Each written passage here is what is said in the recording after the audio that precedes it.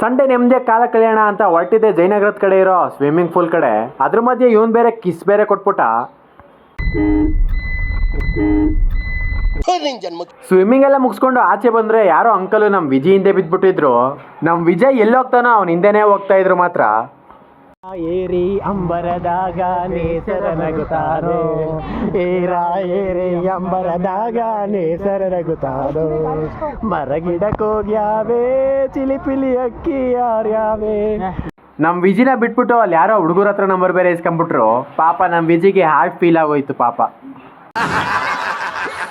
Uncle ನಮ್ ವಿಜಿಗೆ ಕಣ್ಣಾಕವನೆ ಅಂತ bike ಹತ್ ಕಳ್ಸಿದ್ರೆ ಅಂಕಲ್ ವಿಜಿನೇ ಫಾಲೋ ಮಾಡ್ಬಿಡೋದ. ಅದ್ ಬಿಡಿ, ಜೀವನದಲ್ಲಿ ನಾನೇ ಹೈಟ್ ಆಗಿದ್ದೀನಿ ಅನ್ಕಂಡೆ ನನಗಿಂತ ಹೈಟ್ ಇರೋ ವ್ಯಕ್ತಿ ಬಂದ್ಬಿಟ್ಟ ನೋಡಿ, ಮಿಸ್ಟರ್ ರೋಷನ್ ಅವರು. ಅವ್ನು ಹೊಡೆದ್ರೆ ಹೋಗ್ಬಿಡ್ತೀನಿ, ಆದ್ರೂ ಏನ್ ಡೌನ್ ಮಾಡಿದೆ ಅಲ್ವಾ ನಾನು.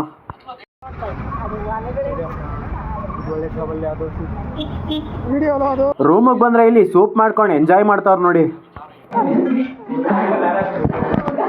ಮಾರುತಿ ಮಾರುತಿ.